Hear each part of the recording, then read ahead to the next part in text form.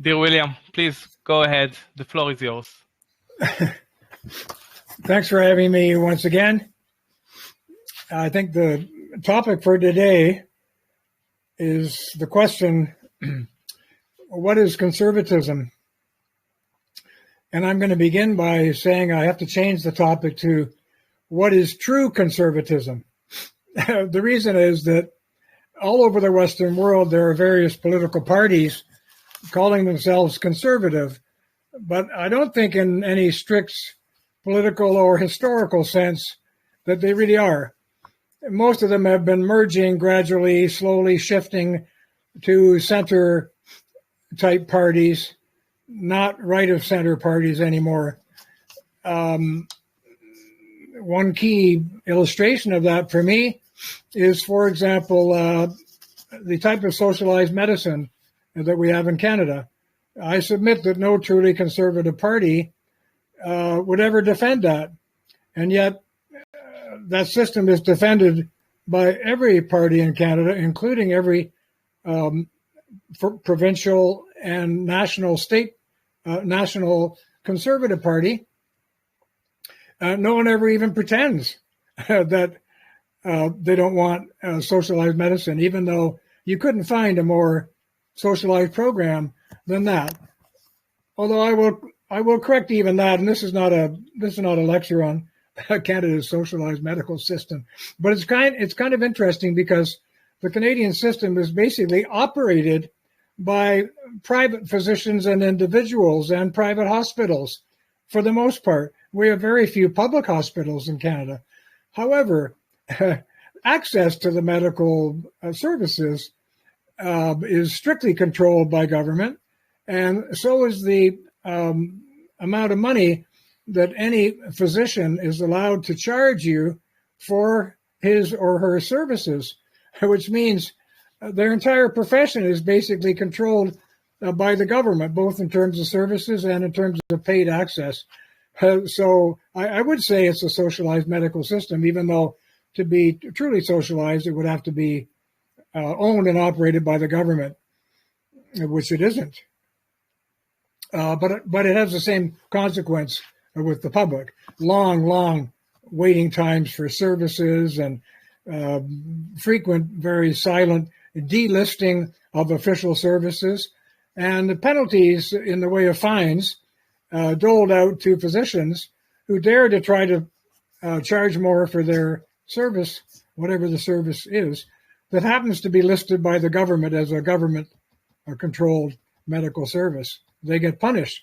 They could even go to jail, although I'm not sure anyone ever has in this country because they don't dare. But it basically means the young fellow who just gets out of medical school can charge you the same for service X as a physician who's been doing it for 50 years, who's not free to charge you more because he's better and has had more experience and so on. Anyway, that's a bit of a digression from our topic of the day, which is about true conservatism versus what I call modern liberalism. And again, that's a phrase we have to think about, because when liberalism got started, it came from the Spanish liberalis and whatever, and from the Latin, I suppose, as did the word conservatism from the Latin. But liberalism had to do with the corner post of a political system that focused on liberty, human liberty, as its most important feature. And modern liberalism, as I have explained in a few of our other lectures, has a lot more to do with forced equality than it does with freedom and liberty. So that's just a little beginning to this talk today, which basically is about the question, what is true conservatism? Well, let me begin, and I'm working again from this book called The Great Divide, Why Liberals and Conservatives Will Never, Ever Agree.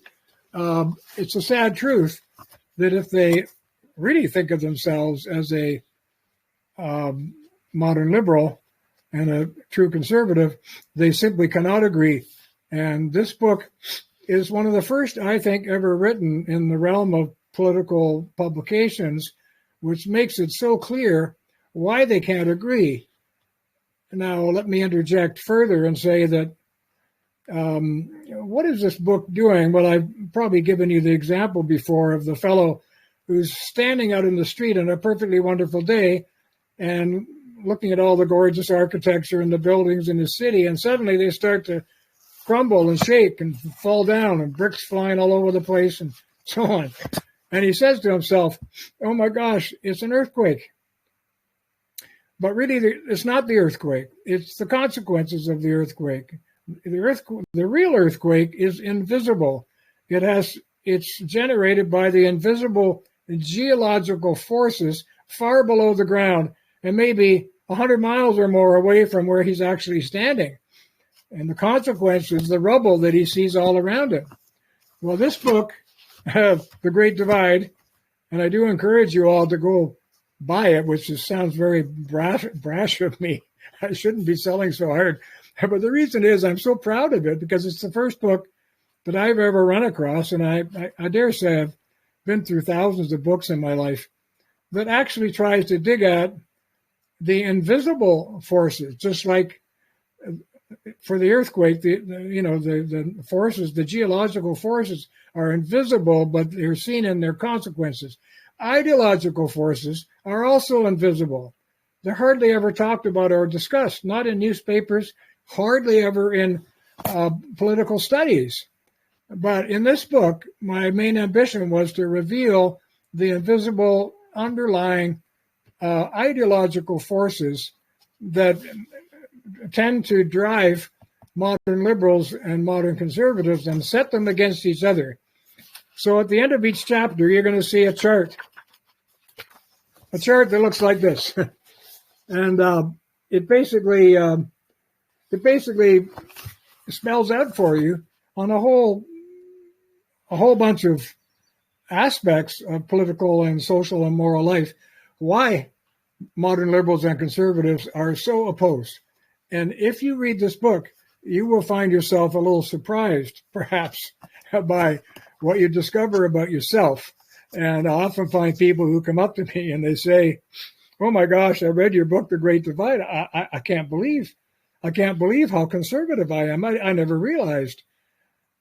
And occasionally, it's true, somebody comes up to me and says, I can't believe how liberal I am. I didn't realize I was such a red. And so we laugh about it.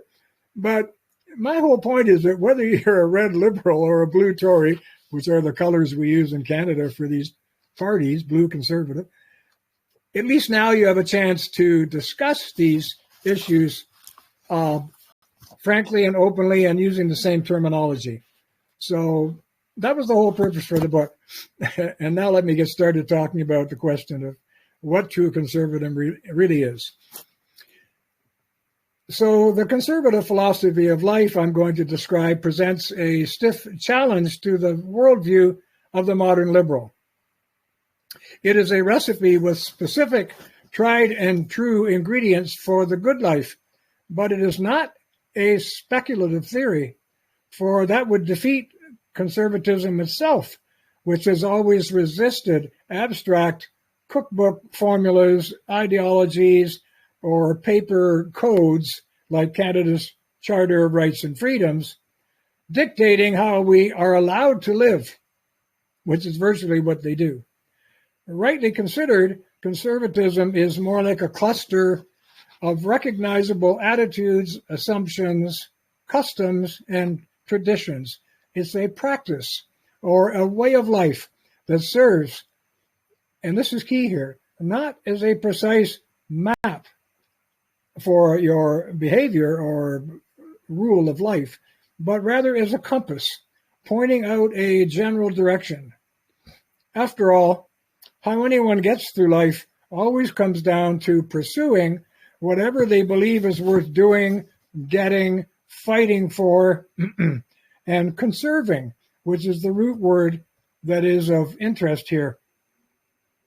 As used in this book, the term conservatism describes an enduring temperament that I am convinced is essential to and will always produce a vital, settled, and deeply rooted community anywhere and anytime. Now, that's a very large claim. But I think that as long as human beings live under tolerable social and political conditions, free of outright oppression, war, or a threat to life and limb, their lives will always tend to be of the conservative sort by whatever name they use. And that is because conservatism, I mean to say, people living their own private lives quietly and striving to conserve what is naturally good, is the kind of life that has been experienced in all flourishing communities in history.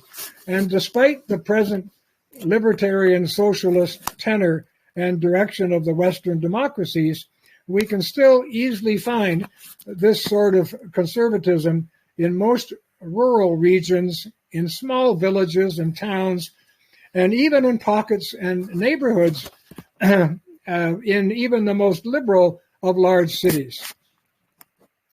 To this claim, however, and others just as bold may be added, namely, that never in human history has there ever been a permanently successful radical civilization.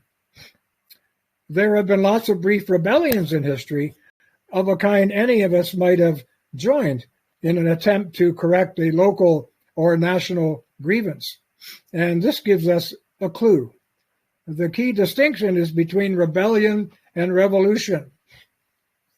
The former is a protest that aims to restore a cherished social or political practice that has been denied or to repair a useful institution that has been corrupted. But a revolution is very different. It is a protest that aims to destroy a political or moral institution or even an entire social system, lock, stock, and barrel, and replace it with something wholly new, unseen, and untried. Of course, some revolutions seem well justified, such as the American one. But that event was misnamed, and my American friends, we have a lot of Americans who live in Canada, they're always surprised when I say this, that it wasn't a revolution, what happened down there. For it was not really, as I say, a revolution at all. It was a war of independence, or a secession, or a rebellion, calling not for new rights, but rather for a restoration of the inherited English rights and freedoms of which the American colonists believed they had been unjustly deprived.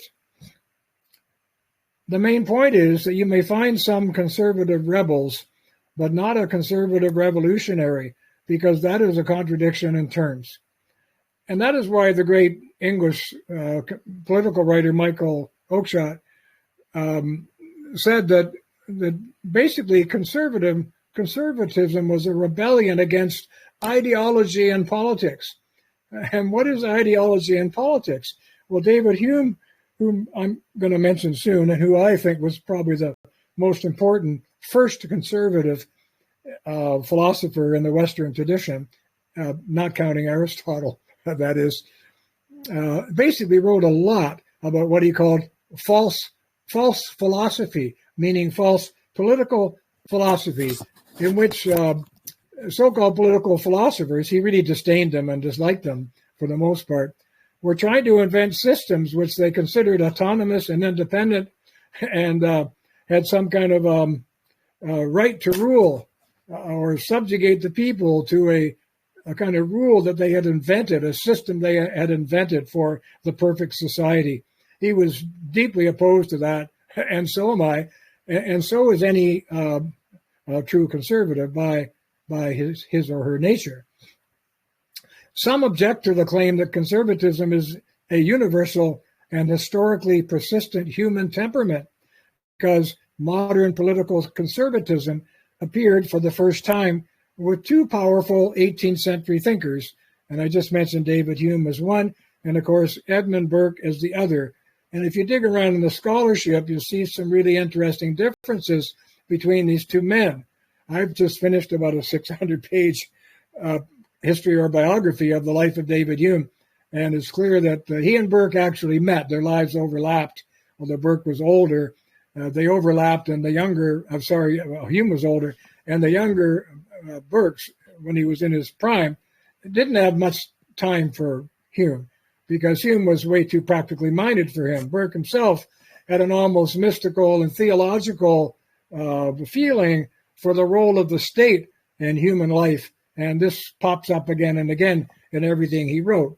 I think he was the more beautiful writer of the two men, but I think in many respects Hume was the more powerful thinker and political theorist.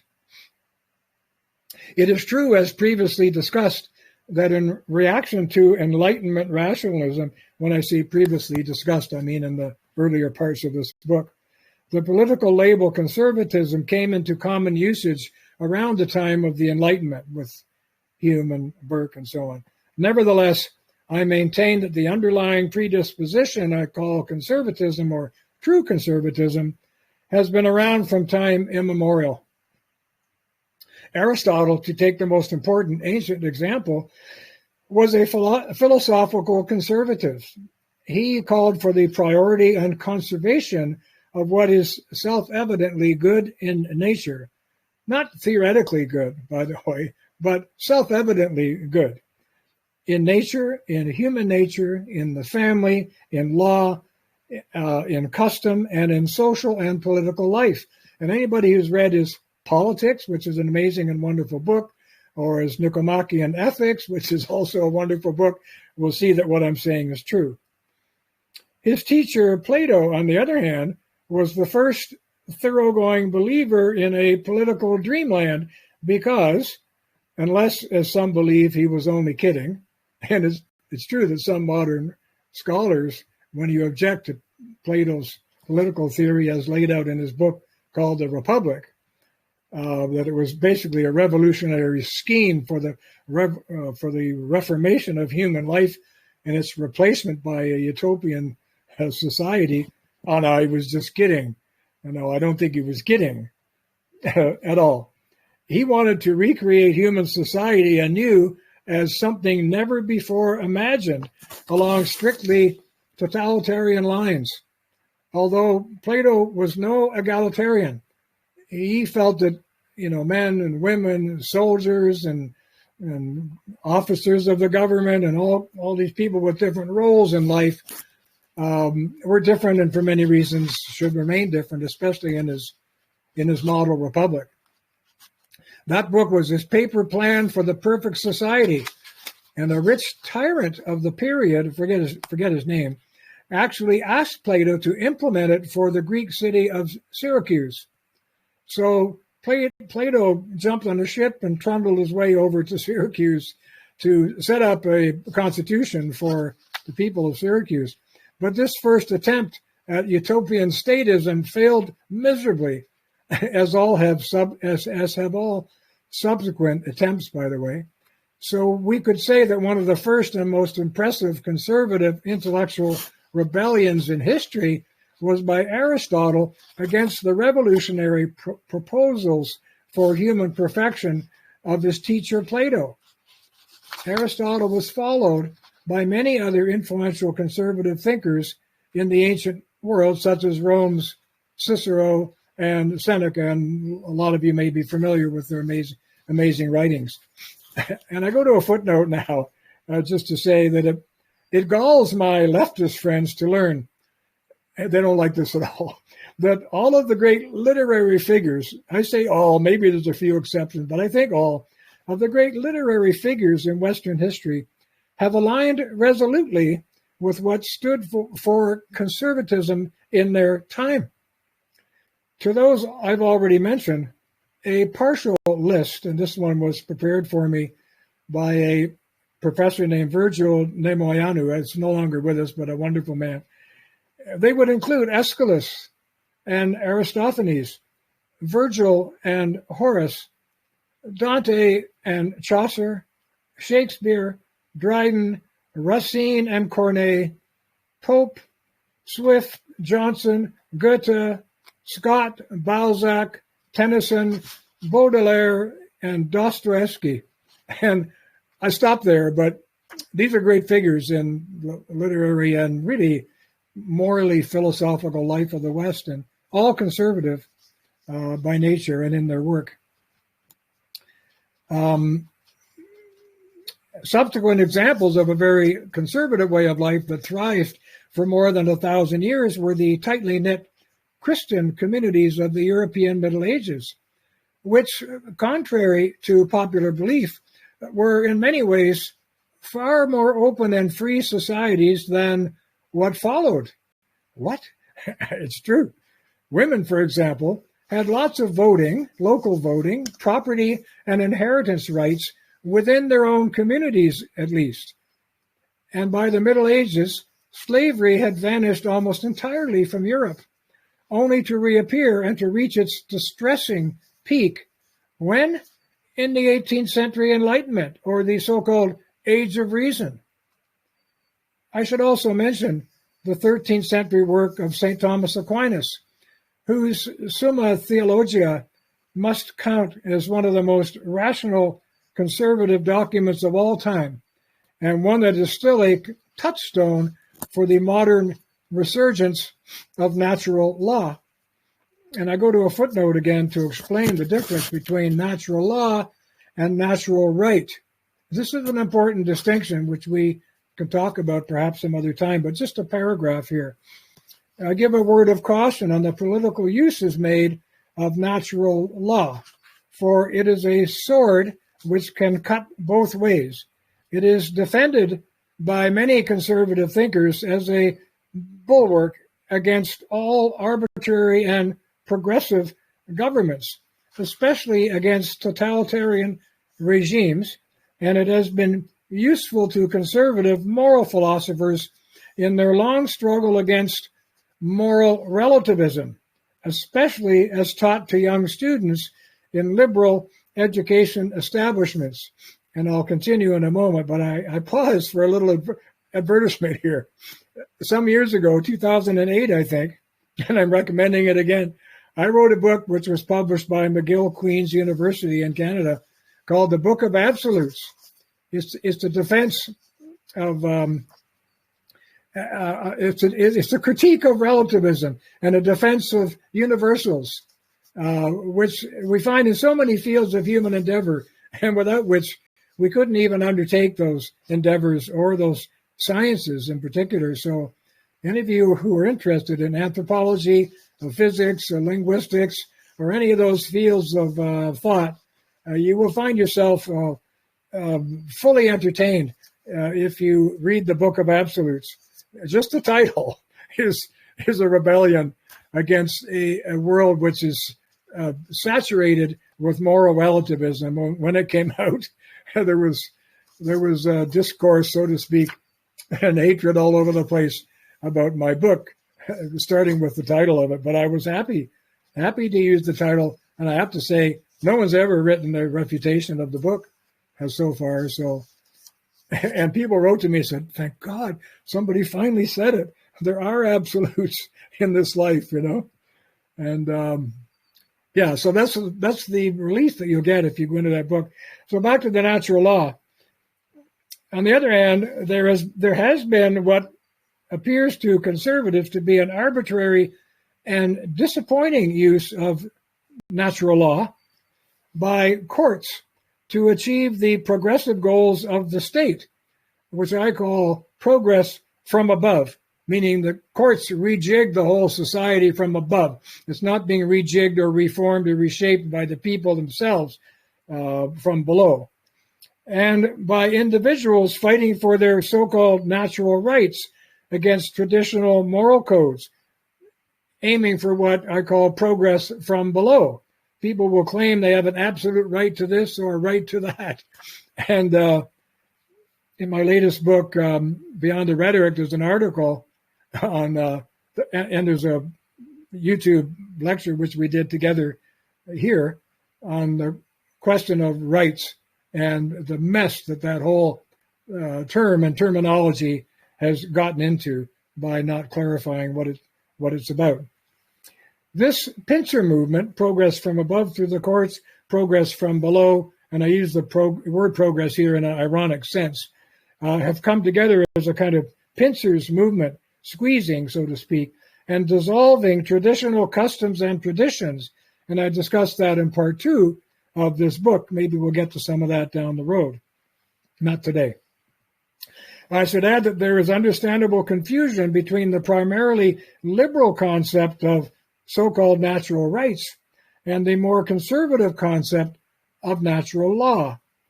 So, Leo Strauss, a very fine American political thinker, explained the difference very well in a 1953 book that he wrote called Natural Right and History, highly recommended book, in which he described traditional natural law as an, and I'm using his phrase now, as an objective rule and measure, a binding, that's quote unquote, a binding order prior to and independent of the human will.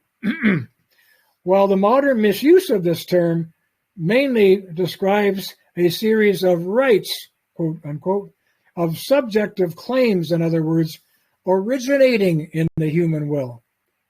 That's a powerful difference, well explained here, I think, of the difference between natural law and natural right.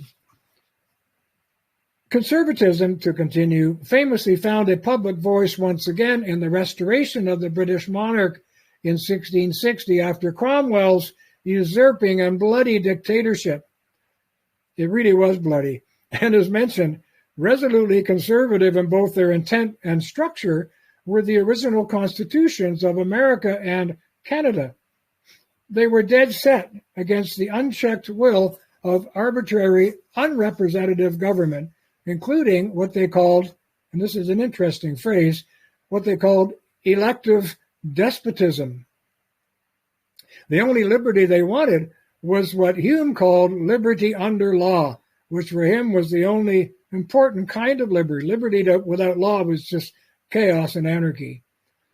They saw more clearly than we that with the ever-present potential of the 51% to legitimize mob rule, listen to this, democracy, and this shocks my democratic-minded friends, democracy has no necessary connection with liberty. What? It's true. It has a connection, of course, but it has no necessary connection with liberty, only an historical one, and only when it's fought for, and a lot of people die to connect it. But there's no necessary connection between the idea of a democracy and the idea of liberty. A democratic system, after all, can be distinctively totalitarian. And a lot of the modern democracies are heading that way. I have arguments with my friends, even like yesterday, one of my cherished intellectual friends said that Canada was becoming a totalitarian state. And I said, no, not yet, although it may be heading in that direction. What do you mean? He says, obviously it's just like a totalitarian state. I said, like what? Well, we said we have pay police, we have feminism police, we have health police, we have all kinds of people walking around monitoring the citizens for this and for that, just like they did in Russia and like they do today in China and all that kind of thing. I said, yeah, but that's not totalitarian yet. And he said, why? I said, because the whole population can stand up and vote them out of power anytime they want. In any system in which you can freely vote the governing party out of power cannot be called totalitarian, but it certainly can be called authoritarian. So what is the difference? Well, it's just what I said. In a totalitarian state, you can't get rid of those sons of bitches. In an authoritarian state, you can. Now, really, that points the finger at the moral tenor of the people, doesn't it? It doesn't point it at the government only. It points it at you and me, so to speak. It points it at the moral tenor of the population and whether they're just too damn lazy to get out of their chairs and go vote them out or not. In other words, people have an enormous appetite for authority, and maybe it has to become totalitarian for them to get angry enough to actually do something about it. And by then it's usually too late. So as I said, it seems a shocking thing to say that democracy has no necessary connection with liberty, but only because we have been subjected to so much hype, equating democracy with freedom. In fact, democracy and liberty have always been independent variables, as shown by the fact, this is just an historical fact, that the English people, most notably, had lots of liberty long before they had any true democracy. And many oppressive tyrants in history, from Nero to Hitler to Egypt's Morsi, have sailed into office just on a tide of popular acclaim. Free people voted them into power. Due to this potential for oppression, the Constitution of Canada and the United States, just to pick two examples, and I think Israel has a lot of these features as well, were set up. In fact, I just finished, by the way, Harry, I just finished reading Netanyahu's memoir called Bibi, My Story is the subtitle. I recommend it. It's an excellent book, whether you like him or not as a politician. He's quite a fellow, and it was quite a story. And, of course, in a memoir, people can polish their own brass all they want. He does a bit of that, of course. Why not? It's his memoir. But I think he also strived to be pretty honest about his failings, mistakes, and all the rest of that kind of thing. But I've always been interested in powerful people, regardless of who they are. And it's fascinating to read stories about their lives and careers and ask yourself how something would have been different if something else had been otherwise. I'll give you just a really interesting example of one event which would have changed history. I was just moving the cursor; it was coming across the screen. I'll give you one example of an event that would have changed the entirety, probably, of Western history if it had been otherwise. During the English Revolution, and you find this out if you read David Hume's wonderful History of England. It's in about six volumes, I believe, and I haven't read them all, but I've read volume 5 and volume 6, a lot of which is about the Stuart regime and about the English Revolution. And in there, he tells us that there was a point during the revolution, before the revolution got started, when Cromwell was one of the key agitators, and he was on a ship moored in the Thames with 3 other English gentlemen who had all decided they wanted to get the hell out of England, and they wanted to, go to America and be colonists and start their lives over. This is Oliver Cromwell. He was ready to leave England to go to America at a certain point in history. And I think that afternoon or that evening, an edict was issued by the king saying that no ships were allowed to leave England until further notice. And so Cromwell got off the ship, and what did he do? He became the key agent in the startup of the English Revolution. And I always think, just that one thing, if one more day had gone by and he had shipped out the English Revolution and all the things that flowed from it, never would have happened. And I think Western history and the history of Western liberty and democracy would have been, radically different from what they actually became. So anyway, that's one of the reasons I'm interested in reading about powerful people. Due to this potential for oppression, at any rate, the constitutions of Canada and the United States were set up to incorporate some democracy only, on the reasoning that life is more peaceful if the laws under which citizens live have the consent of a majority of the people. But they opted for a very restrained type of mixed constitution.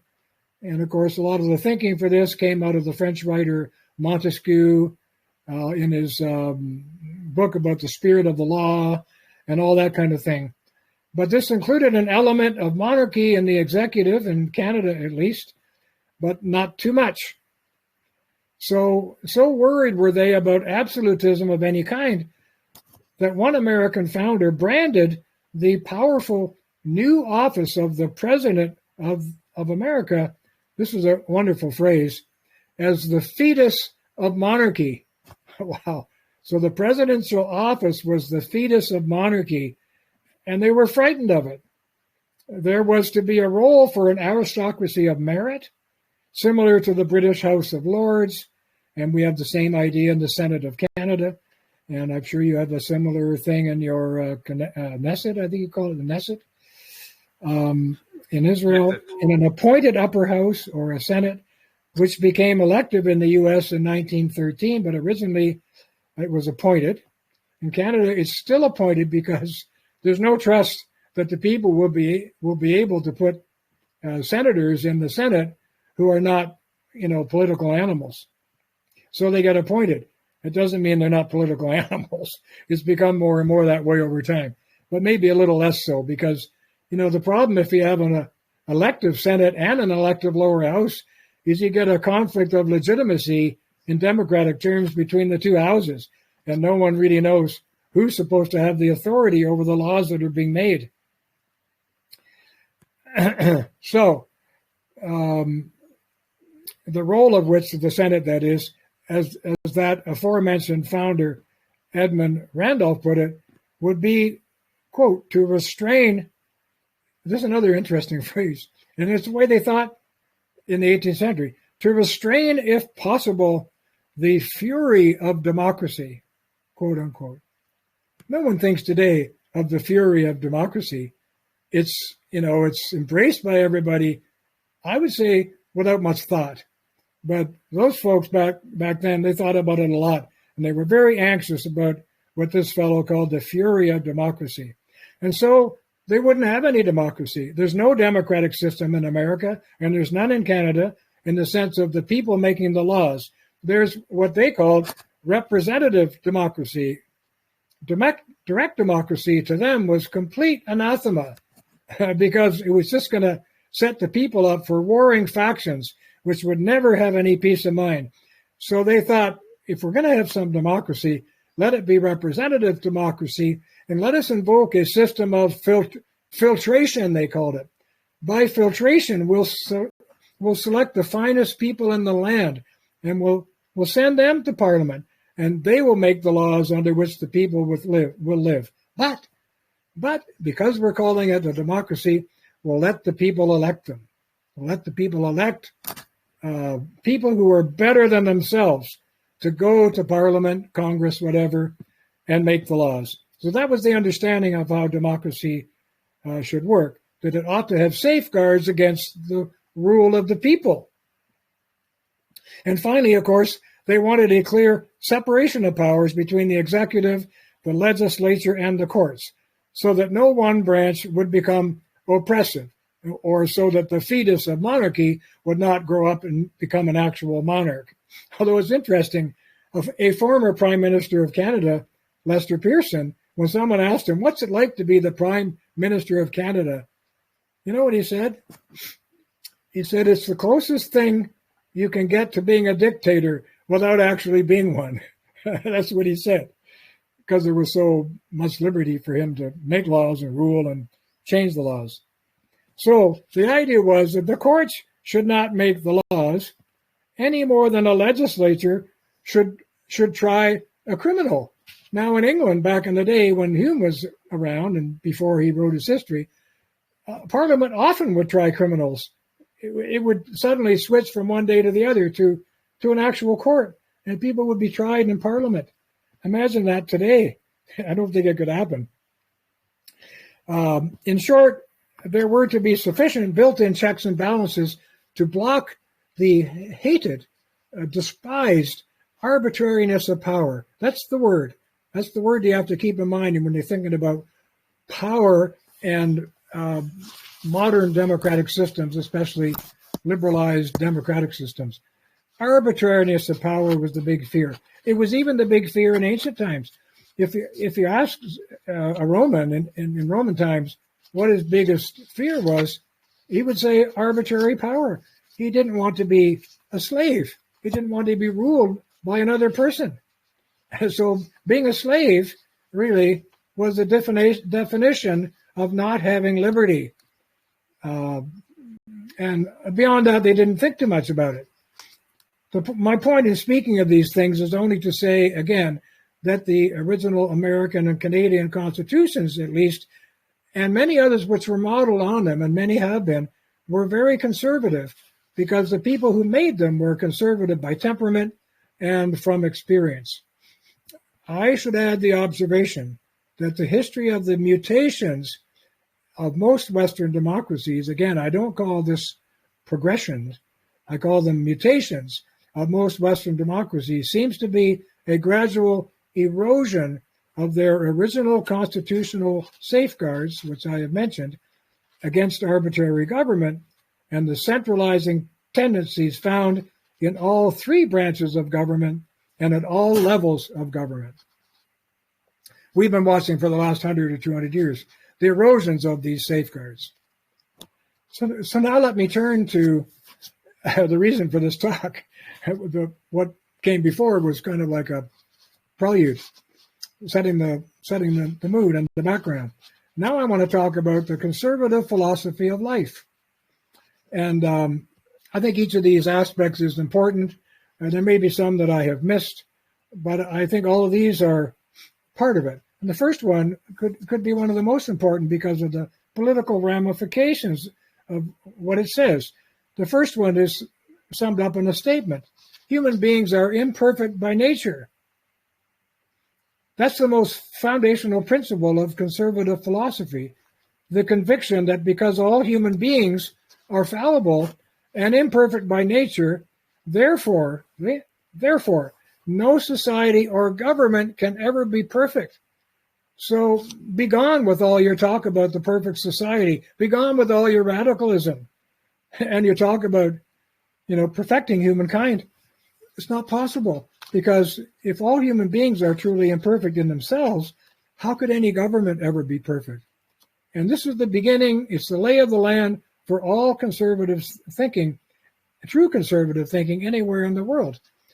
So that's why conservatives will always say, and I'll get to this shortly, if you're going to design a political system, you have to adapt it to this imperfection of human beings and adapt the laws to that imperfection, not the other way around. You don't want to be making laws trying to perfect human beings who are basically imperfectible. You see the jam that radicals get into when they try to do that, and why radicalism always fails. As I say, for this reason, all utopian schemes for political, social, and moral perfection, attempting to organize human life, according to a theory of progress, are unnatural and fall automatically under suspicion for a conservative. There's an old saying that the best is the enemy of the good. This was a caution to malcontents. It means that if we destroy something that has always worked tolerably well, the good, and attempt to replace it, with something we imagine will be perfect or the best, we will never reach perfection because reality is never perfect. But in the process, we will have destroyed the good. Accordingly, the ordinary conservative tends to accept imperfection. In fact, may love it deeply because his feelings and affections are attached to the here and now. The liberal, in contrast, tends to be a malcontent, rarely happy with things as they are, very happy with things as he thinks they ought to be.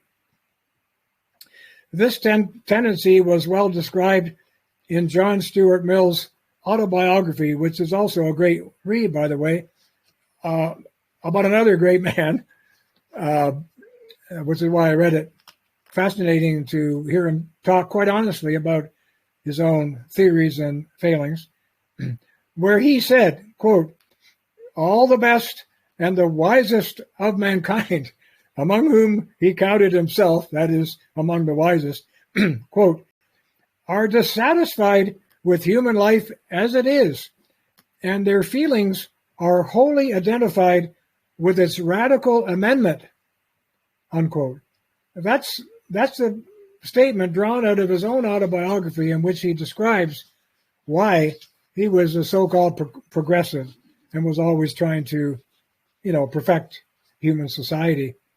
His little book on liberty has been a kind of canonical statement about how to go about that. And I think it's been one of the most troublemaking books ever written in the Western tradition, and has caused a great deal of grief for reasons I try to describe in my own work. When I was a young man, mind you, I thought, boy, this is great, all this liberty stuff, fantastic. But people only read the first part of his little book called On Liberty. They don't read the other 4 sections in which he goes back, excuse me for coughing so much. Canada's got this smoke thing going on. We have forest fires all over the place. Eastern Canada and Quebec, Western Canada and Alberta and British Columbia. And the smoke has been drifting all over the country. The sky looked almost pink for the last few days. And all the way down into New York City, if you saw any pictures of New York City, standing across the Hudson River, you could hardly see the skyscrapers. There was so much smoke. And that's got all of us with lung problems. Anyway, what was I saying? So there was a famous Russian commentator on John Stuart Mill who said that John Stuart Mill was a very interesting guy. He said every time he made a declarative statement, it was like a boomerang, and it came back and hit him. And I think that's true. And in the second part of his little book on liberty, he contradicts so much of what he said in the first part. But liberty radicals never read the rest of the book. They just read the first part and they go off singing about freedom, as if you could be free without law, not realizing that freedom without law is, you better watch out who's shouting freedom if there's nothing controlling what they want and what they want of you. So, second item I want to mention here about the conservative philosophy of life is that concrete experience is preferred to abstract theory. I've been using the phrase philosophy of life to imply a general attitude rather than an ideology or speculative theory, for the conservative is suspicious of speculative reason whenever used in isolation from experience, such as we find in paper charters and declarations that give voice to sweet-sounding but abstract concepts such as the rights of man, or humanitarianism, or natural rights. Some have described these things as a form of legal Protestantism, because just as Protestants believe they have a direct relationship with an indwelling God, human rights too are said to be indwelling by believers. Rather than, as I have pointed out in my own writing and talks here, a right is just a defensible claim. It's not something like your heart or your liver or your kidney. It's living inside you that you can walk out in the street and start shouting about. It's a defensible claim. And if you can't defend it, it really doesn't exist in any meaningful sense. So, as I say, it's been equated, this idea of a right, a natural right, has been equated to legal Protestantism, because just as Protestants believe they have a direct relationship with an indwelling God, human rights too are said to be indwelling. But for the conservative, the problem with all such abstract concepts is that they are never self-interpreting. For example, Canada's Charter of Rights and Freedoms, which has been used as a model for a number of European and other countries, is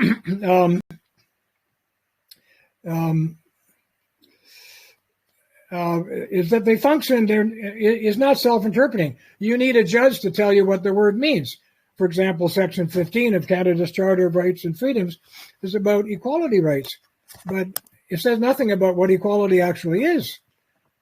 So, having claimed the right, you can think it is whatever you want, but it's up to a judge to decide. And if you get a conservative judge on the court, you may be happy with it. If you get a radical leftist judge in the court, you may not, or vice versa. And so that's a situation that Canada and Canada's Parliament is. Parliament no longer issues laws that are considered the supreme law of the land anymore.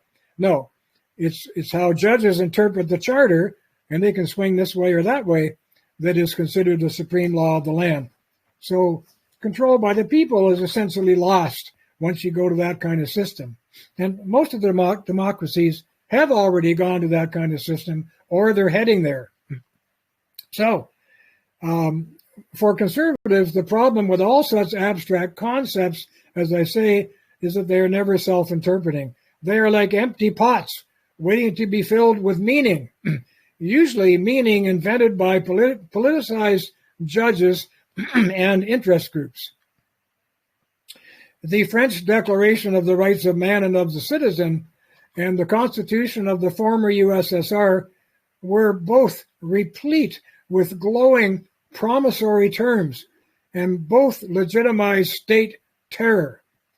And so the conservative conviction is that it's better to rely on long trusted actual customs, traditions, and practices, and all the documentation that we have in our desks and drawers and offices and homes relating to that, like deeds and wills and divorce settlements and whatever you have that's legalized and actually written down as a concrete right. Better to rely on that and the practices of 1,000 years of human experience than on vague and abstract promissory concepts. Another feature of the conservative way of life is that reason is not sufficient. And just so, there's a long-standing conservative conviction that reason is a means to an end and not an end in itself, that pure reason cannot possibly produce the good life simply because whatever reason, listen to this, whatever reason can create, reason can destroy. So it's a viable use of reason that we face. Nothing was more reasonable than the argumentation of the PhDs and the physicians, highly trained people, who sat around Hitler's table reasoning that it was better to gas various classes of patients and disabled children, and then Jews, intellectuals, dissidents, artists, etc., than to keep feeding them, because the money was needed to buy bullets for soldiers at the front. That was an incredibly reasonable argument that they used to persuade Hitler to do what he did. But in general, the conservative believes that we are not creatures who are very moved by reason or logic, unless using it to defend our own desires or loyalties. Rather, we are predominantly creatures of self-interest, passion, instinct, and emotion, and the restraints on these features of our being must come not only from ourselves, but from socialization via long experience, good habits and manners, customs, and prudence. What is prudence? It's doing the right thing in the right way at the right time. And when someone asked Burke what freedom was all about, as compared to the shouting about freedom from libertarian types, he said, the real meaning of freedom is it's an equality of restraint. It means we have laws to restrain each of us equally from harming each other. And to that extent, we're as free as we want to be, but only within that context. And that must be, that equality of restraint must be the same for everybody. So the next feature of... William? Can I ask a question, please? Please. Yeah, you're speaking about reason, that it's not sufficient. So I would like to ask if reason, if it's aligned with morality, if it's going to be measured against the standard of, let's say, the sanctity of life, or anything that protects property and private ownership and all those things. If you apply reason to protect against those measurements of life and property and objective morality, then reason can be a proper method, isn't it? I think it can be used for the good, but it can also be used for things evil. So my point was simply that it's not reason itself that is the good. I think, as you're suggesting, it's the ends to which it is directed. So if it's directed to the good, then I think it's a useful tool. But I think it's a mistake to believe that reason itself is a good thing. It may be good or evil, and it's been used for evil lots of times, as I pointed out. So it always has to be compared against a certain standard first. Yes, you have to ask. When someone walks up to you and says, "I think it's reasonable that your freedom should be limited," you should start asking them what they mean by reasonable. And then you have grounds on which to fight them, not because they said it was reasonable, but because of the grounds they were aiming to get at with their use of reason. It's interesting, and I don't mean to be flippant here at all, but it's a story I put in my book about the young man who turns to his father and he says, "Dad," he says, "I want to make love with Grandma." And his father's just horrified. "Kid," he says, "what are you talking about? What do you mean you want to make love with Grandma?" He said, "Well, it's only reasonable." He said, "You made love with my mother. I want to make love with yours." You see, well, that's a shocking and astonishing thing for anybody to think. But in terms of reason, he was just using a kind of syllogism to prove that what he wanted was good. So the father, quite rightly, threw the whole idea of parallel reasoning out of the window and told him to go do his work or homework or whatever he had to do. So it's a kind of off-the-cuff example of reason being used for bad purposes, which is why the conservative tends not to trust it entirely. He's not saying he wouldn't use it for the good, but he's very suspicious of people facing up to him with quoting reason as the reason why they want to do something. Better examine the motive first. The motive. So the focus is going to be on restraining the individual equally. That would be the freedom. That was Burke's idea of freedom, was equality of restraint. If you live in a society in which there's an equality of restraint, and I realize there may be some objections to this rule, but it's a pretty good one, because what he was trying to say, he was trying to stop people like John Wilkes, who was a famous Englishman, who almost brought down the entire English Parliament with his shouting about freedom for everything you could imagine. And it was an interesting story. You can look it up. His name was John Wilkes, Wilkes, and it's a well-known story in English history of a guy who was berating everyone in the name of liberty for almost everything he could imagine. He was kicked out of Parliament 3 times, and the people voted him back in 3 times. Parliament refused to accept his nomination 3 times. The whole thing just went around and round. But I think Burke was basically unhappy with the modern libertarian idea that you can do anything you want as long as you don't harm someone else. Because, of course, that boils down to what you think is a harm, someone else may not think is a harm. Comes down to personal interpretation of harm. So Burke's idea was, well, there are such things as social harm to the entire social body of the people. So let's talk about social freedom as well as individual freedom. It's not just about you. It's not just about individuals. It's about the future. It's about now, what your choices are producing now, in the future, and for posterity of this civilization. Just as the kind of choices our forebears made produced results for us today.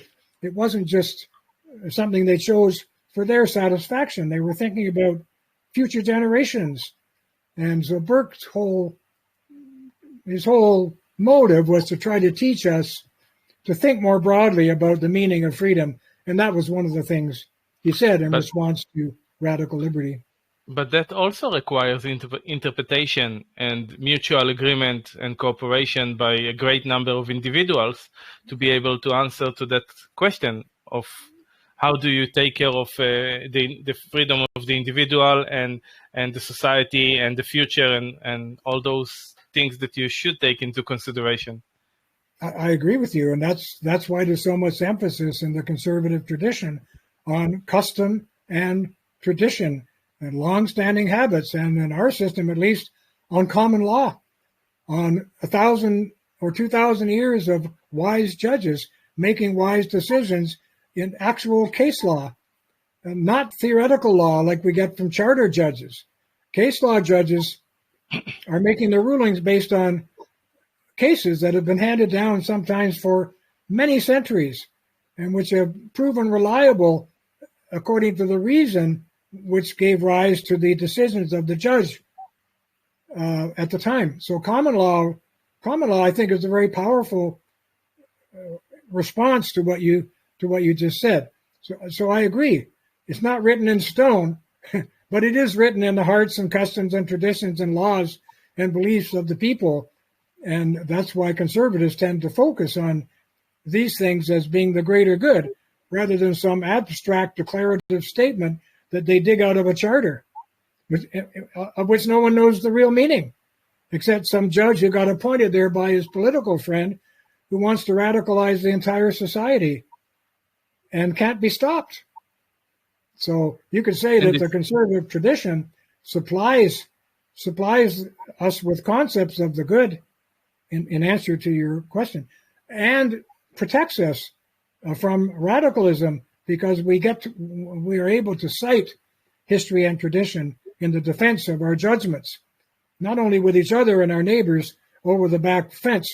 By the way, one of my objections to modern times and cell phones and the internet and all the rest of it is that discussions over the back fence have been disappearing.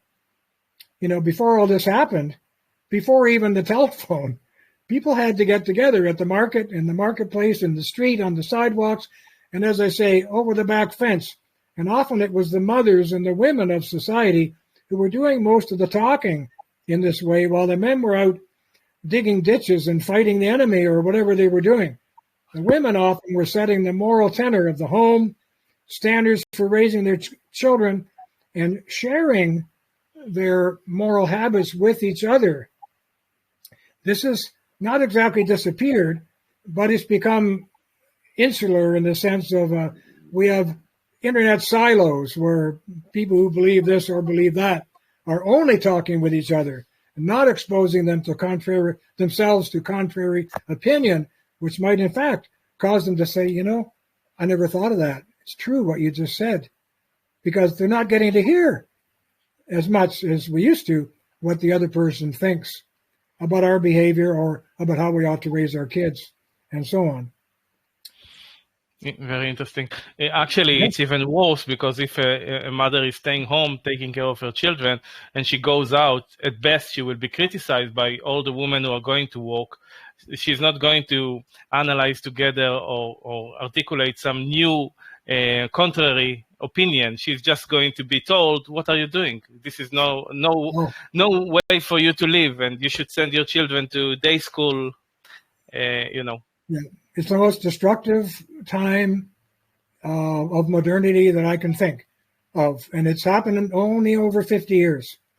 The test case, as I pointed out in one of our talks, for the West was Sweden, which did all its radicalizing, free society radicalization fully intentionally, turned the whole society on its head, and all that kind of thinking and stuff has spread to almost every Western democracy. There's been some pushback. We're getting pockets of pushback, like this whole woke thing. It's just got pushed back in Florida by Governor DeSantis, who's outlawed woke teaching in the schools and this kind of thing. But it's a unqualified disaster. And I think part of the problem began when we took away conversations over the back fence, where people actually got to look at each other in the eye and say, what do you mean? What did you mean by that? And talk it out. Very important point. Thank you. So another feature of conservatism is, and I've already discussed this, and maybe we should pass on, but maybe not, the idea that liberty is a qualified good. This shocks my libertarian friend when I say that. What do you mean a qualified good? He thinks it's an absolute. And I said, no, the fact of human imperfection impinges directly upon the question of liberty, for liberty is another double-edged sword. and this is an important statement from Burke again. He warned us. He said, and remember it, memorize it, write it down, whatever. He said, liberty, when men act in bodies or in groups, is power. I repeat, liberty, when men act in bodies, by which he meant in groups, is power. They get together and decide they want to do things to you. So watch out. And that was his emphasis, by the way. He italicized the word power, and not me in this book. This is itself a powerful insight that beyond the establishment and defense of a cluster of natural liberties essential for moral life and a flourishing society, and of course, the ancients all believed that what I just said was true, long before democracy ever became a big feature in their lives. Okay? But beyond that, watch out. When you hear people clamoring for more freedom, be sure to find out what they intend to do with it, or you may end up in their ideological or their real gun sights. The French revolutionists slaughtered their fellow citizens with great passion in the name of liberty, as have all totalitarians since. People get shocked when I say this. What do you mean? Totalitarians are killing in the name of liberty? I said, of course they are. Just do some reading. Read the philosophical background of the French Revolution, and you'll see it all there. The defense of liberty, killing in the name of liberty. Liberty is the most commonly asserted end for which almost any means can be justified. In short, because the liberty of some can easily be used to destroy the liberty of others, beware of the thoughtless praise of liberty, the positive use of which requires much discernment. And if conservatives are about anything, it's about discernment. They also love liberty, but they love qualified liberty, liberty being carefully watched for its misuse, and for the radical proponents of liberty who get out their guns and start aiming them in their direction. But so, William, when they speak in the French Revolution about liberty, there was no liberty. It's just rhetoric. It's propaganda. They are using the term, but they are not living the term. They are not protecting it. There is no essence. It's just an excuse to do whatever they actually did. What is the element of liberty that they actually had? Well, listen, first of all, I should say, I'm going to answer you, but you make me think more. There's a famous book I recommend to you and your listeners, which you really ought to read. It's called The Origins of Totalitarian Democracy, and it was written by a scholar named Jacob Talmon, Talmon. I have it. He's a Jew. Yeah, there you go. In that book, he explains chapter after chapter how violence is perpetrated in the name of liberty. And for Robespierre, that's what it was all about. Revolutionary liberty. We're killing you in the name of liberty because you're standing in the way of ours. That sort of thing. They would go after the aristocrat because he was an aristocrat. And just being an aristocrat was in defiance of human liberty. You must be oppressing somebody. And of course, what we're seeing today with all the woke ideology is the same structure of thinking. There are oppressors and oppressed. In the French Revolution, it was people like aristocrats who were oppressing the poor and the working people and all the rest of it. Today, it's white people and oppressing colored people. It's capitalists oppressing workers. The structure hasn't changed. So when they went after the aristocrats and guillotined them, it was the name of human freedom, which they thought would be brought about by getting rid of the oppressors in the name of liberty. And in fact, there's a famous woman who was one of the huge promoters of liberty. I wish I could remember her name. I'm getting old enough to forget a lot of these details. But when she went to the guillotine, the last thing she said before they took off her head was, and I think I'm correct on this, she said, "O liberty, what evils are committed in thy name." And then she put her head on the block and they chopped it off. But she got a little bit of a surprise, as anybody who's a real promoter of liberty for all would get when they realize that it can be weaponized and turned against those people who are not considered libertarian enough. So they guillotined the aristocrat because he was an aristocrat. But then they went after the baker who sold him bread because he dared to sell bread to an aristocrat. You must have aristocratic sympathies yourself, or else why would you sell him so much bread? To the guillotine, that kind of thing. Like, get out of our way. Yeah, I think you just demonstrated again that the essence of liberty is the restraining part of it, where you are making sure that the individuals who are seeking to have a liberty and freedom in their life understand the limitations of what they can do. You said it better than me. And the next section, I just took it from you. The next little section on the page, the next point is called restraint is as important as freedom. Burke drives home another conservative insight that the restraints on men, I love this, what he said. He said the restraints on men is what you were saying, Harry. The restraints on men, as well as their liberties, are to be reckoned among their rights.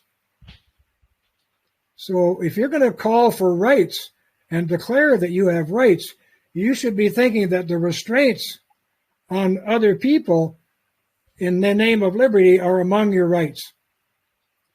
You understand what I'm saying? So this is how it works. Burke meant that just as our basic practical liberties are inherited as achievements of our civilization, we also inherit the many practical restraints on our liberties, and these serve to protect us from our neighbor's unfettered will or freedom, just as they protect our neighbor from our own unfettered will.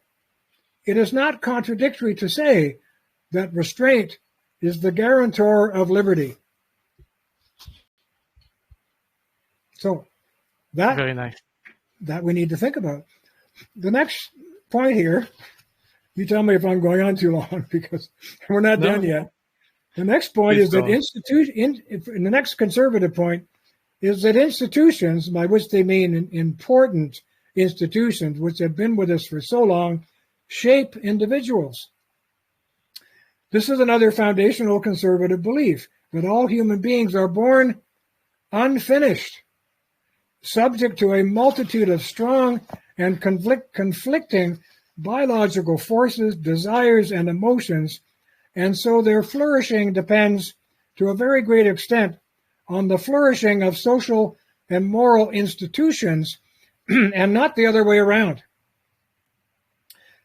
Long-lived human institutions are the formative vehicle of our human second nature. It's an important phrase. We have a second nature, which we learn from our families, our churches, etc., from our institutions.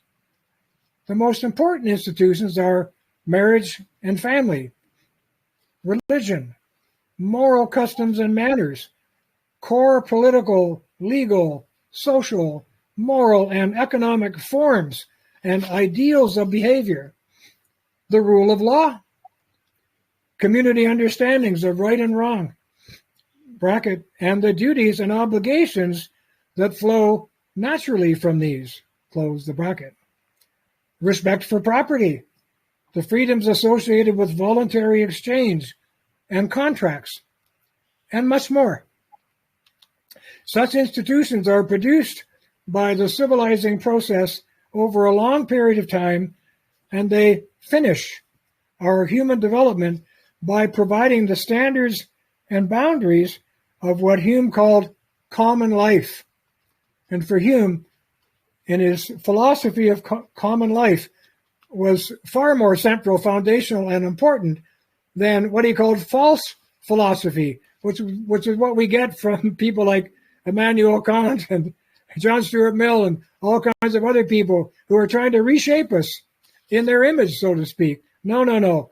The philosophy of common life is what we need to be shaped by, because that's what finishes us as human beings.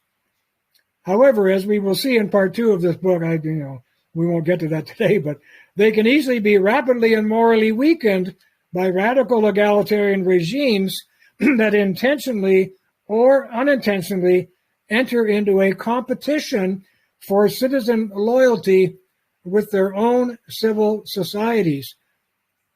And in our last talk, which was taken from The Trouble with Democracy, I discussed that quite a bit, how modern democracies set about attacking their own civil societies. So I won't go into that more today. But the next idea here is the idea of latent functions.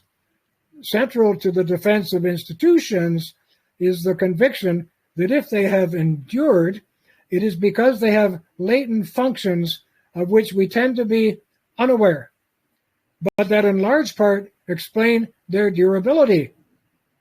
In other words, in all settled societies, there exists a kind of pre-conscious and pre-rational complex of institutional realities that should be disturbed as little as possible. That's why the conservative says, if it ain't broke, don't fix it. It's just, even though it's imperfect, if it's not broken, just leave it alone. The latent functions at work in all civilizations are the embodied wisdom of their history.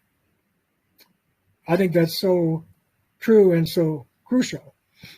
And that's why, I think I mentioned this in one of our talks, in Burma, when it was called Burma, I forget what it's called now, Sri Lanka, I think, one of the English colonists, one of the English colonists who ran the country as a colony, he worked in an office, and over the wall behind the desk, because they always had citizens coming in to complain about something or other, over the wall above the administrator's desk, there was a saying, very conservative saying, and it said, "Don't ask, it's just the way we do it." And he got a kick out of it because he said, these distraught locals would always come in to my office, he said, looking very upset. And they would look up above me and they would read the statement. And often as not, they would laugh. And at least half of them would turn around and walk out, figuring it was useless to complain because it's just the way the English did things. In other words, it was a long revered custom. And this guy who walked in to complain was not going to change it. So the next thing I want to talk about as a conservative feature is unintended consequences. The inevitable moral hazard of wholesale change of established institutions will usually be unintended consequences, resulting in a worse situation than what we had. Our foundational institutions are the incarnation of the best that has been said and done by our progenitors, and should be respected and conserved as the embodiment and the gift of their generosity, wisdom, and sacrifice, because they have spent a lot of time and effort getting rid of the weak spots and the wrinkles in the system so that we have what we have today. In this sense, each and every human being is always, quote, in the middle, unquote, benefiting from past generations in the present while observing obligations to future generations who will in turn benefit from us, and so on, as long as civilization endures. The persistent emergence of unintended consequences following radical change should serve as a brake on all hasty social reform. So the conservatives not saying don't change anything at all. Maybe we need to tweak it, but the onus, he would say, is on you to prove that it's going to be better if we do than if we don't, and just put up with what we have. Again, put up with the imperfect system that we have. Maybe better than trying to make it perfect and breaking it entirely. So the next thing I'm going to say, the next item here, is the idea of there should be no change for its own sake. The conservative recognizes that without some means of change, no society can exist for very long. So he is not, as his opponents like to think, opposed to reasonable change where the benefits have been satisfactorily demonstrated. But he is very opposed, root and branch, to radical theoretical change for its own sake.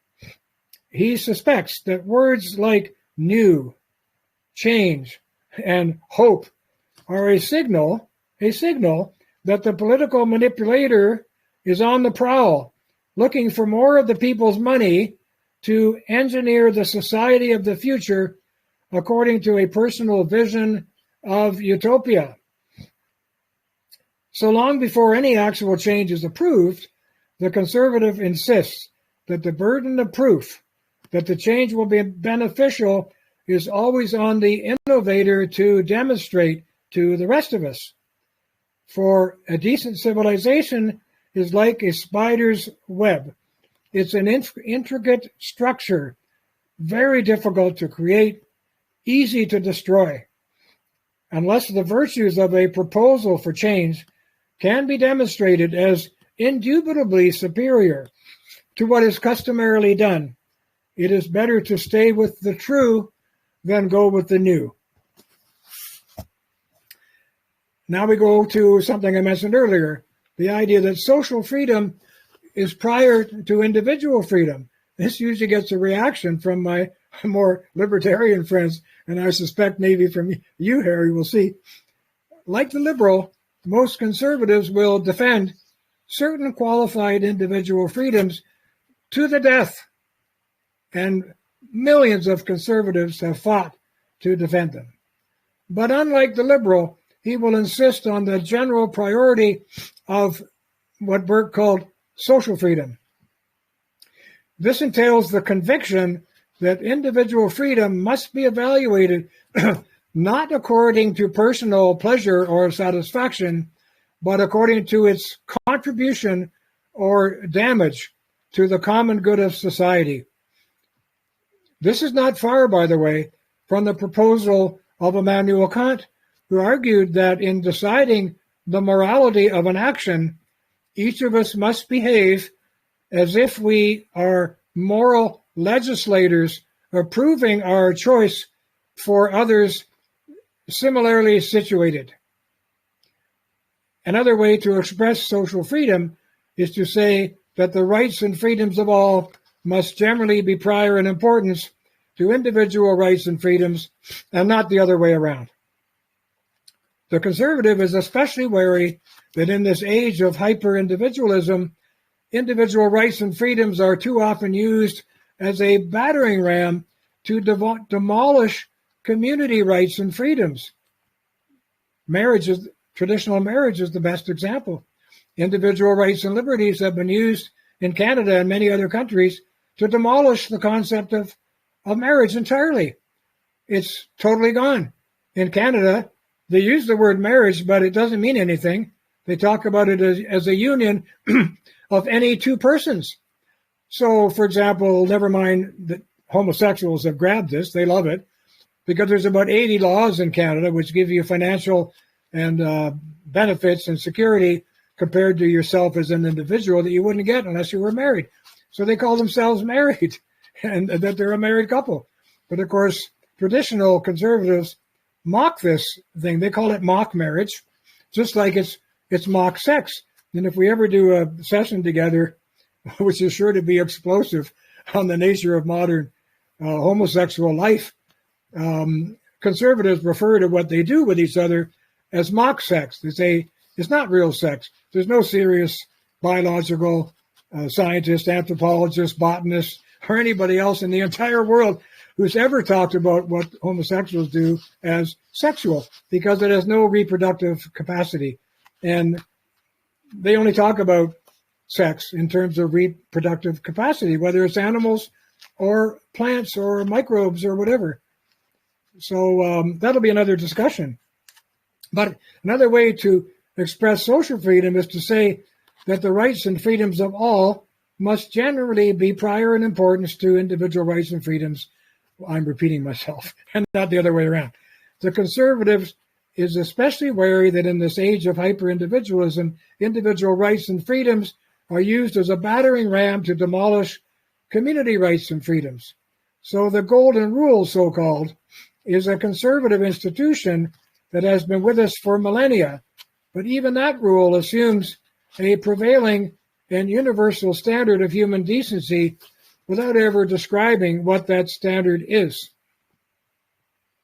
So now we go to the concept of custom as the mother of legitimacy. That's a quote. Custom is the mother of legitimacy. It's a quote from the early 19th century French thinker Joseph de Maistre, to the effect that in the very end, it is not abstract propositions on paper that will protect us or proffer the good life, but rather the deepest and most cherished political, social, and moral customs and standards of the people, including in the word custom, all sound habits, manners, and what conservatives like Burke called prejudices, in the original sense that positive prejudices are long accepted social or moral prejudgments that enable human societies to function smoothly.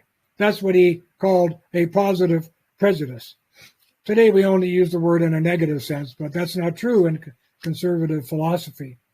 For Burke, the 3 P's that guide all established societies are, in fact, prejudice, as I have explained, which is a kind of preconscious knowledge that we absorb from our society that gets us through life without submitting everything that we do to the test of logic. Secondly, what he called prescription, which is the social and moral inheritance of the customs, traditions, and rights of all past generations.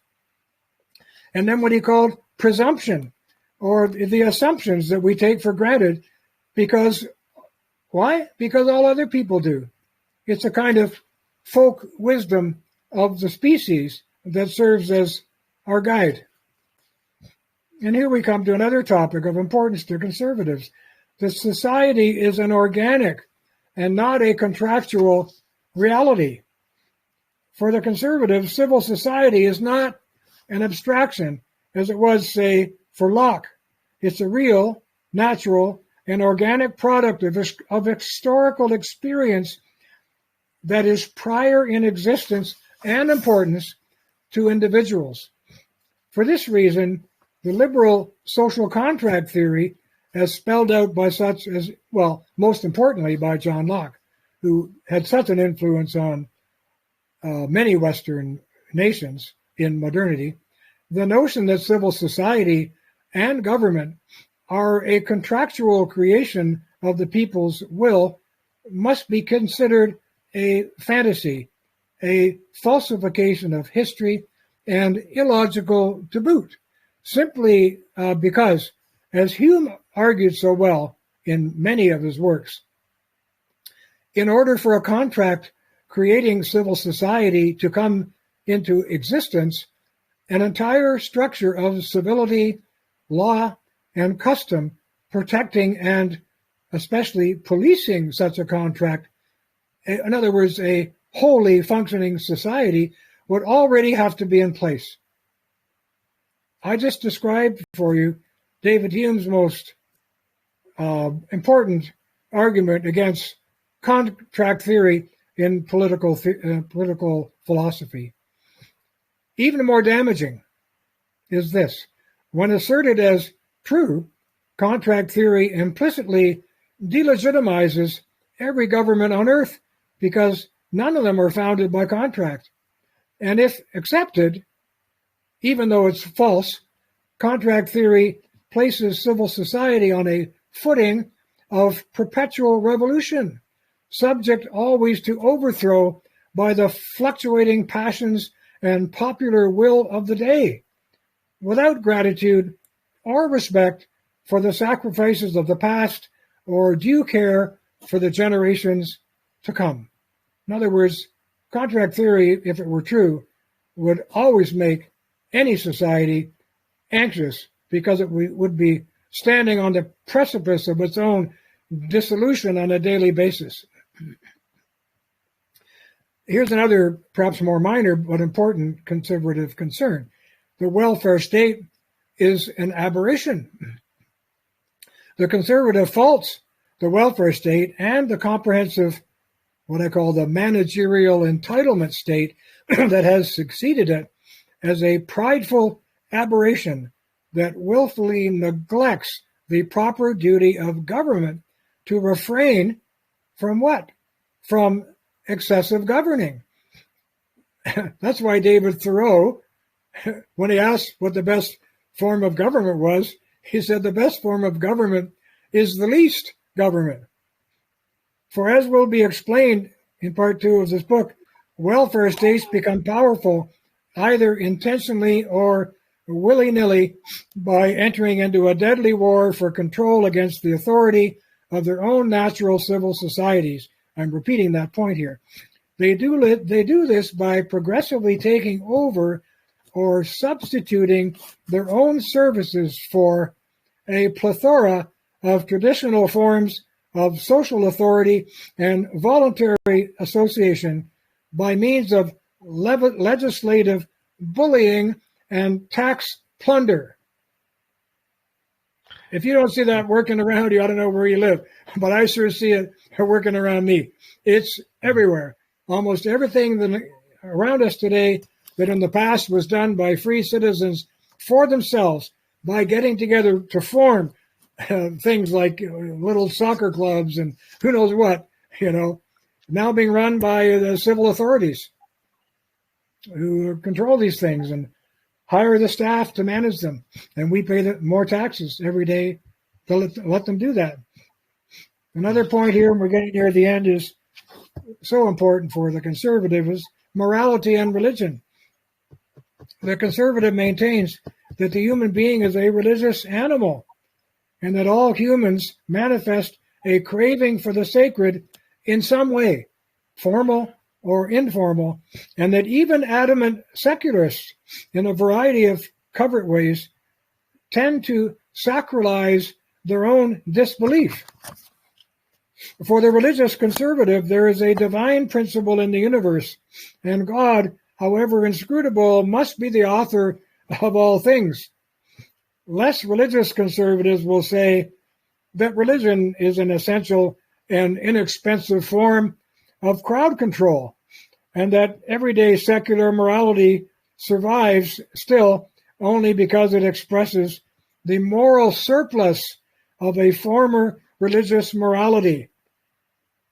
In any case, there's a transcendent natural moral law for the conservative, and we see this in our tradition from Cicero and other writers and thinkers forward, that is somehow written on the hearts of every human being.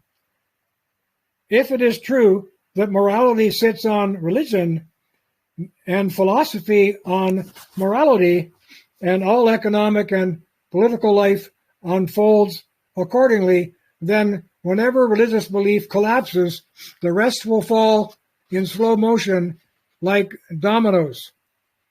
The conservative will also tend to argue that an atheistic or secular humanist society in which man is worshipped instead of God is eventually doomed, because without any transcendent good as a standard, the only reference point for good or evil is human will in all its relativity, with no higher moral reality or natural law to guide us or constrain us. And then, as Dostoevsky, most nihilistic character Ivan Karamazov warns, if God does not exist, everything is permitted. So now, another topic, and as I say, we're near the end, marriage and the family. The conservative says that all human beings are born of a mother and begotten by a father, no exceptions. And so they share in an eternal family triangle of a mother and a father living with their dependent children. This is the first and most basic of all human societies, and a social entity that survives all states and regimes, and that must be considered the bedrock of all other political and social institutions. It is also the only possible procreative unit And so the protection and conservation of the family is de facto essential to the protection and conservation of civilization. Heterosexual marriage must therefore be socially and morally privileged over all other human relationships. And I'll get to this if we do a lecture eventually on the homosexual bid to make itself as important to society as heterosexual life. Maybe next week, if you're willing.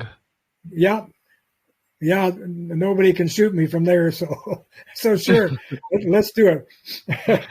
So heterosexual marriage must therefore be socially and morally privileged over all other human relationships, and all national family policy should be must be aggressively pro-family and pro-child before being pro-adult or pro-individual. The conservative deplores the trend towards autonomism and the atomization of the molecule of civil society, so to speak, and all policies that implicitly or explicitly attack the family as an institution in the name of equality and individual rights are to be deplored.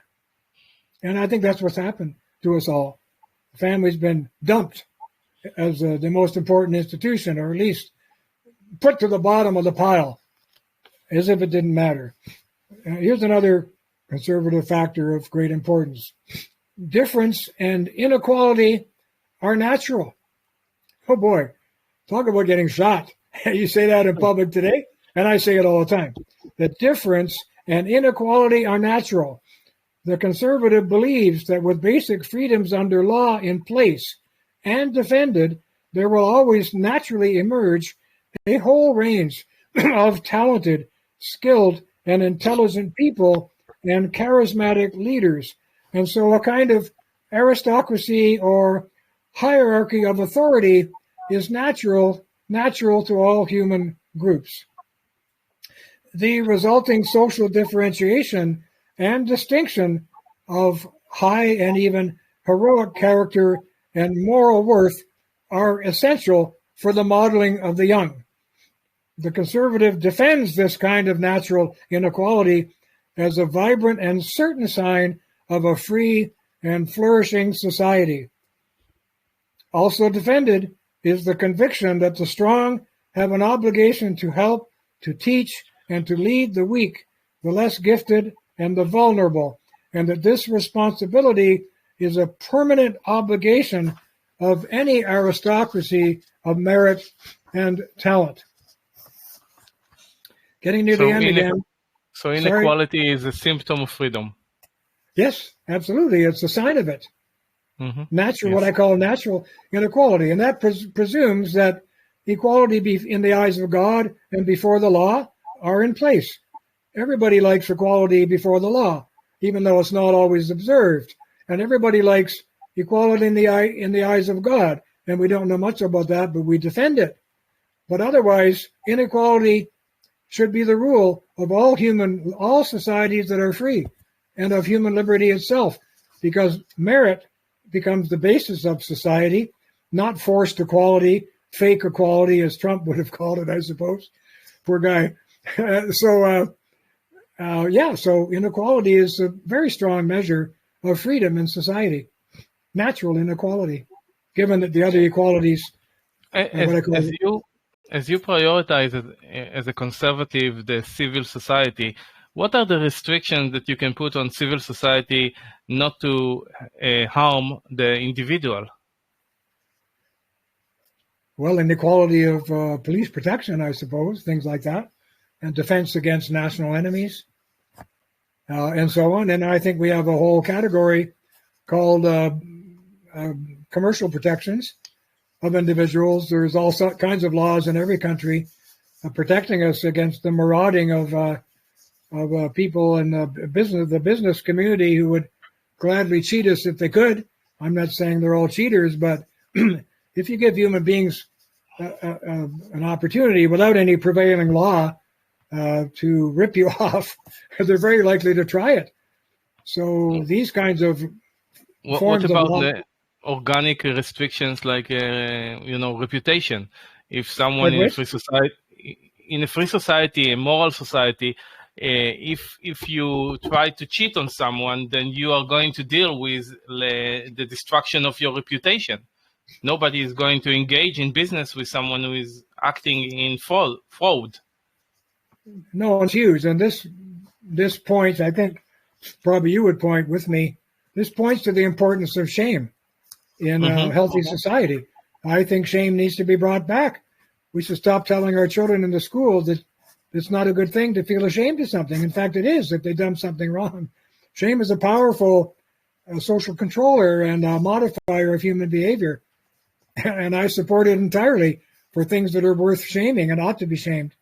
And I'm sorry to see that our so-called educators, especially in the public schools, which are out of reach of any religious or moral structures in society, generally speaking. Not all teachers, of course, and I know there are some good public schools and some wonderful teachers, but generally speaking, the public school is a secular, amoral institution where things like shaming are frowned upon as a device for teaching and tutoring and shaping the lives of children, which again, as I say, is too bad. Myself, I came from an era and a time where we got strapped a lot. I was at a boarding school for about 8 years. And the last strapping I got was with a great big strap. This thing, you should have seen it. It was about that thick. I don't know, not half an inch, but 3/8 of an inch thick at least, made of linoleum or rubber or something. And I got 6 on each hand and 6 on the bum for something that I did. But the big deal was you didn't cry. You didn't whine. You were expected to be a man about it because sometimes your friends were watching this whole procedure. And the most shameful thing that could happen to you would to be a crybaby when you're getting strapped for something that you probably agreed that you deserved. So that's a whole different era. Now, as I say, and I've written about this in my War Against the Family book, we're not strapping the kids anymore. They're strapping us. Okay, it's a metaphor. But they are.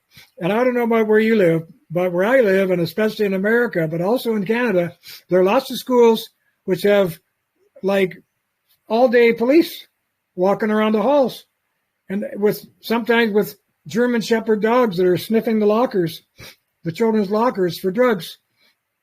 And in some of the schools, teachers, I don't know if they're mandated by the schools or teachers just buy them and put them on their belts, but they have these little things you can press them and an alarm goes off. When they're being attacked by a student, they press the alarm and everybody comes running to deal with it. So that's why I say that we're not strapping them anymore. God forbid. You would go to court in Canada for strapping a kid now, but they're strapping us in these ways, systemically and literally. We are at the receiving end of the anger of the children. There's something very wrong, and I think it should be changed. So now over to I don't know if I talked about this already. Maybe, yeah, okay, so enterprise and free markets. Like the liberal, the conservative appreciates the importance of free markets under law, the constitutional right to own property, by the way, which we don't have in Canada. There's nothing in our original constitution and nothing in Pierre Trudeau's charter which was appended to it, which says we have a right to private property. That right is only preserved in common law, not in charter law. And charter law is now the supreme law of Canada. It overrules common law if the two come to clash.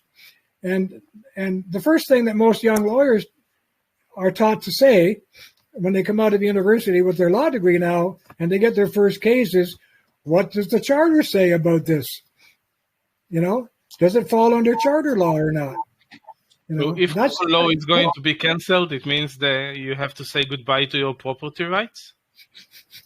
We have them in common law, but not in charter law. So if it became an issue before the highest court in Canada, you could not quote Canada's charter, which is the supreme law of Canada, in your defense. You mean you cannot claim the common law in your defense? If you were in a common law court, you could, but the Supreme Court of Canada is not a common law court; it's a charter court. now. And that's not the only thing they do, but it's mostly that. Yeah, It's so a terrible. lot of Canadians have said, wow. I think we do manage to defend it in lower courts and maybe in the higher court under common law. I'm just saying it's not absolute. It's not an absolute right. So also, let's talk about the flourishing of enterprise, protection against force and fraud, cartels, and all that. And all these related matters are central to the strength and protection of what? Of civil society itself, and the best means for the low to raise themselves high. And there are all kinds of studies, I can quote you on this, which I won't bother with today, which will explain how it is that the best way to raise the low high is to give them property rights, especially to their own homes and their own land and all the rest of it, and a free enterprise environment in which they're protected by these very conservative laws of commerce. And they will rise up by their own hand. You know, they'll buy a lousy pair of shoes and shine them up and polish them and sell them for an extra $1 more, you know, that kind of thing. Or they buy a little plot of land and start to grow their own vegetables. You see their kids in the corner selling beans and peas and lemonade. And it's at the beginning of enterprise for these families. I think I told you I have a friend who's and it was another session, so I'll tell the story again. It's a great story. This kid, I think his name was Billy, like my name. Anyway, he was about 8 years old, and they live on a farm in Tasmania or New Zealand somewhere. And they have chickens. And they had eggs that they couldn't eat. They had too many eggs. So the little boy didn't want to throw them away. So he had Mummy, he said, "Can I take the eggs to the marketplace and sell them?" And his mom said, "What?" He said, "Yeah, can I take the eggs? They're good eggs. Can I take them to the marketplace and just sell them, make a few pennies?" Mother said, "Sure, why not?" So she gave him an egg carton, and he put his name on it. The name was Billy's Eggs. I think I got the name right. Billy's Eggs. He took it down to the local grocery store, and the grocery store guy was very entrepreneurial and loved it. He said, "Sure, Billy, we'll sell your eggs. How much do you want for them?" So Billy made a deal, and they sold all the eggs the first day because they were farm fresh and raised without artificial chemicals and all that. And they just zoomed off the shelf. So the next day he said, "Mom, I sold all my eggs. Can I take more?" So he took 2 dozen and so on. You know, today, this is like 15 years later, that family runs an egg operation. They sell about 30,000 eggs a week to the New Zealand population. So I'm just saying, nice. It's an unbelievable story. And they're still called Billy's Eggs. It's a lot of eggs. There are thousands of chickens running around free range, and they built a huge business out of it because of the kid. But I think that's what happens in poor societies when they have the tools, which every conservative would stand behind 100% for creating wealth and free enterprise. There's a wonderful author named Hernando de Soto, D-E, and then Soto, C-O-T-O. He wrote a book called El Otro Sendero in Spanish, which in English, or maybe it's translated into your language, Hebrew, is called The Other Path. And the other path is what I've just outlined. And he maintains that this system, this method, given to any poor society, will create wealth wherever it's tried. So, at the same time, however, the conservative deplores, and I'm on board with this, deplores the over-commercialization and the money vulgarization of everyday life. A key concern is that rampant commercialism, the turning of all things human into financial commodities, may, like the overgrown state, corrode the very social and moral institutions and customs that historically have restrained the worst effects of both. And you can see it everywhere in modern life, especially with the internet and all that kind of stuff. I mean, you can't do anything without getting bombarded with commercials. And I think commercials are important, but they're swamping everything else. If I go to the TV set, say I got 20 channels, suppose, on my TV set. I've actually got about 100. But if I just randomly start clicking through them at any hour of the day, I think I could show you that 90% of those channels, whatever time I start clicking through them fast, will all be on commercials. One or two will actually have a program going and then a commercial, but the chances are almost every one of the others is doing a commercial. And because commercials are so expensive, they're shorter than ever, and they're wham, bang, hit you in the eye, explosive almost, and one after the other. Like what used to be like a 30-second commercial is now 7-second commercials, whatever. Like a machine gun, like a Gatling gun firing at you, So that's why I say the most wonderful button on the television set is the mute button, where you get to be rid of all that, even though you support a commercial society. Finally, I'm getting near the last two items here. The conservative prefers the common law. Whoops, I don't know what happened here. Sorry. Just going to get off of this. Sorry. No problem. Sorry. Had a software update in the middle of our lecture. The conservative prefers common law to code law, and we've said a lot about this already. There's a distinct and age-old conservative preference for English-derived common law. I say English-derived because other countries do it too, but the English common law started first, I think, among the Western nations. It became the most significant arbiter of justice among human populations before it became widespread in other countries. So there's a distinct and age-old conservative preference for English-derived common law rooted in real concrete human experience and case law precedents that permits us to do whatever we want except what is forbidden by the law. And that's over a code law rooted in abstract legal concepts that permits us to do only what is permitted, decreed, or limited by the code, such as is typical in code law jurisdictions like France and Quebec.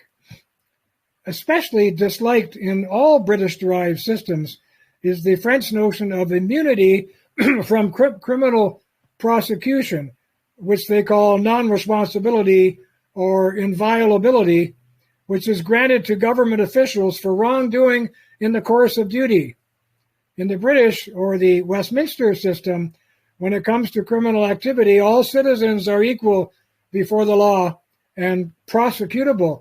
And we're seeing that in the U.S. right now, where they're prosecuting a U.S. president, which is unheard of in the entire history of the U.S. And despite how flaky I think some of this is and how it's not even-handed, why aren't they prosecuting Hillary for destroying 33,000 government emails, and why aren't they prosecuting Biden for admitting that he has classified documents in his garage with his beat-up old Corvette and so on? I tell you, the left, regardless of what you think of him, and I happen to think Trump's policies were fantastic for America, even though I could do without a lot of his character foibles. Notwithstanding that, I'd love to have dinner with him just for one night. But he had to be an aggravating, difficult man. But boy, from a policy point of view, a conservative policy point of view, almost everything that Trump introduced was favorable and advantageous to a conservative and a free society. So I hope he doesn't go to jail. And an interesting question these days, over here anyway, is whether he can rule from jail or not. And Alan Dershowitz, who's a wonderful retired Harvard law professor, says that if it happened, he could. Even if he was in jail, he could actually serve as president from jail if they would allow him. Anyway, the last point here is the idea of a strong state, but a limited state. The conservative preference is for a state strong enough to protect citizens against force and fraud, and defend against enemies, and create and protect a framework for the enjoyment of liberty under law, to handle policing and the usual national and international functions of government and so on. But most crucially, and this aspect has been ignored by lots of conservative governments, to safeguard the rule of subsidiarity. Now, what is that? And this is the idea, it's also a Roman Catholic idea, by the way, that all human action and self-governance should be completed at the lowest possible level of government before a higher level of authority is invoked. This means that in true conservative philosophy, if not always in so-called conservative politics, there's a strong resistance to the ever-present encroachment of power and centralization and the push of the state into civil society, like the push downward. The tendency for larger national powers to invade and control the next lower level of government, such as provinces, states, regional authorities, and so on, and for that lower level in turn to invade the next lower level, such as cities, towns, villages, and municipalities. This is only to say that in conservative philosophy, there's a clear moral preference for bottom-up local self-governance over top-down central control. Now I've come to an end, and I just want to say that after this, there come the tables, which outline the difference between liberals and conservatives on all these things that I've been talking about. And I hope if you do happen to think about purchasing this book, you'll enjoy that. And I think, like the guy standing on the street, you will understand much more about the ideological forces that are not only controlling you probably, but are controlling the people with whom you debate. And then publicity again, when you see them falling into the traps, which are clearly outlined in this book, you can say to them, go buy William Gairdner's book, for goodness sake, so you can understand what the hell you're talking about, and we can have a better debate. So anyway, thank you for listening to all this. Thank you very much. I appreciate your time and your informative lecture. It was, as usual, very insightful. Thank you very much. Thank you very much for listening. So next week, Sunday, we will try again, or in 2 weeks? Which one is your preferable? If you want to do next Sunday, I'm good with it. I'm having a lot of fun. I hope you're enjoying it and not getting sick to death of me. So. No, I'm enjoying it. I'm learning all the time. And next Sunday, but I think that you should reconsider if you should upload your next video about gay marriage and stuff like that to your YouTube channel, because your channel can be restricted or even worst, you know? Yeah. Oh, so, you mean they can nuke it? Yeah. Yeah. we don't want that to happen. If I upload it after we talk, you mean? Yeah, because, you know, it's not politically correct to speak about those subjects, and people can complain, and you will get a warning and then restrictions, and you may lose your project. No, they will. But as a preamble to next week, it will be about the homosexual question. But I look at it from the conservative as well as the liberal position, and I try to outline the arguments for both sides. So if they're going to nuke me, they're going to have to be awfully biased themselves, because I am trying to give the arguments in support of it as well as the arguments against it, and then show in the table the contrast between the two. And I think your people will be interested, because it isn't very often that you see the actual arguments laid out in specific and clear detail the way you're going to hear them next week. Anyway, we'll see you then. Yeah, I will see you then, and I'm looking forward to that. So have a beautiful day, and I will send you the video link as soon as I have it. Thank you, and take care, all of you. Thank you very much. Bye for now.